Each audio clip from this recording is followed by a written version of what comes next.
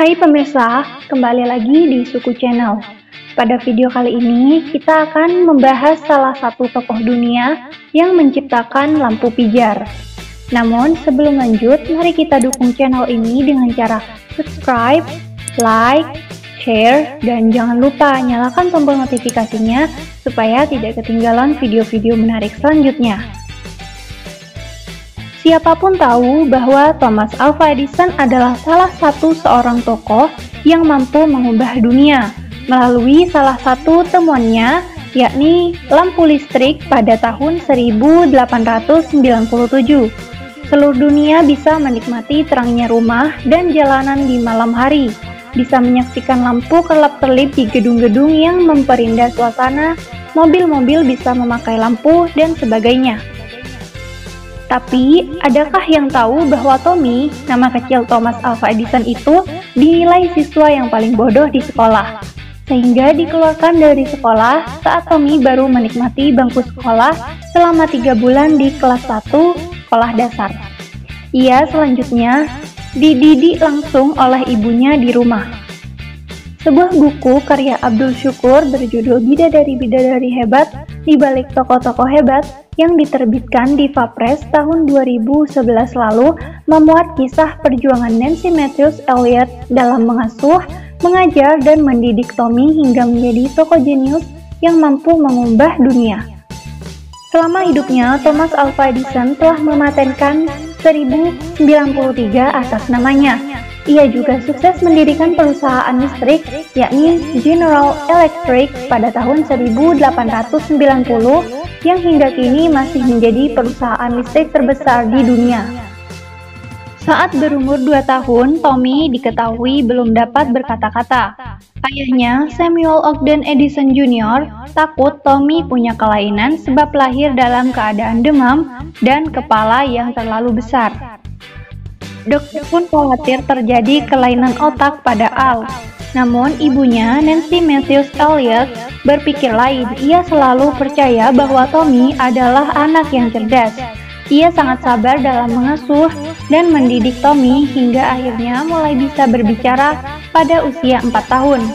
Nancy mengamati bahwa Tommy memiliki rasa ingin tahu yang lebih besar dibandingkan anak-anak yang lain. Nancy yang memiliki latar belakang sebagai guru dan punya dedikasinya sebagai seorang ibu, mengerti tentang pendidikan yang baik bagi anak. Ia mengetahui bahwa anak dengan rasa ingin tahu yang tinggi perlu dibimbing agar dapat berkembang. Nancy sangat senang menjelaskan hal-hal yang ingin diketahui oleh Tommy.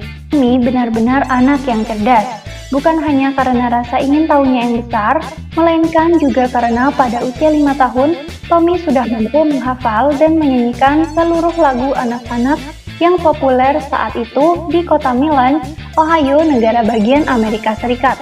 Padahal, diperlukan kemampuan memori yang baik untuk dapat mengingat banyak lagu di usia semudah itu. Pada usia 7 tahun, Nancy menyekolahkan Tommy di sekolah lokal Family School for Boys and Girls di Michigan. Nancy menyadari betul bahwa sudah menjadi tugasnya lah sebagai orang tua untuk membentuk anaknya menjadi seorang yang berkarakter, bermoral, dan berpikiran cerdas. Sekolah hanya membantu saja. Nancy berharap dengan bersekolah, Tommy akan mendapat lebih banyak ilmu dan pengalaman. Namun, Tommy ternyata hanya betah di sekolah formal selama 3 bulan. Tommy yang terbiasa belajar dengan banyak bertanya kepada Nancy tidak bisa mengikuti peraturan sekolah yang mengharuskan siswanya duduk diam dan memperhatikan guru menjelaskan. Setiap anak diharuskan mengingat dan mengulangi kata-kata gurunya. Rasa ingin tahunya yang tinggi membuat Tommy sering bertanya kepada gurunya tentang hal-hal yang terlintas dalam benaknya di luar dari pelajaran yang sedang diterangkan. Jika pelajaran di kelas terasa membosankan, Tommy lebih memilih untuk mencoret-coret papan belajarnya, melamun, atau menatap keluar jendela. Karena tingkah lakunya, Tommy sering dipermalukan gurunya di depan kelas dan dihukum. Hal ini mengakibatkan Tommy dinilai sekolah sebagai anak yang bodoh karena tidak bisa memperhatikan pelajaran di kelas.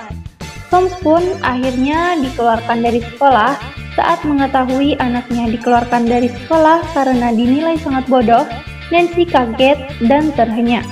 Keesokan harinya, ia mendatangi Reverend J.B., guru seorang Thomas Alva Edison, untuk membicarakan masalah tersebut. Namun sang ibu justru menjadi sangat kesal karena sikap kasar dan penolakan gurunya. Akhirnya, ia pun bertekad untuk mendidik anaknya sendirian. "Anak saya bukanlah anak bodoh. Saya sendiri yang akan mendidik dan mengajarinya," ucap Nancy dengan nada kesal dan marah.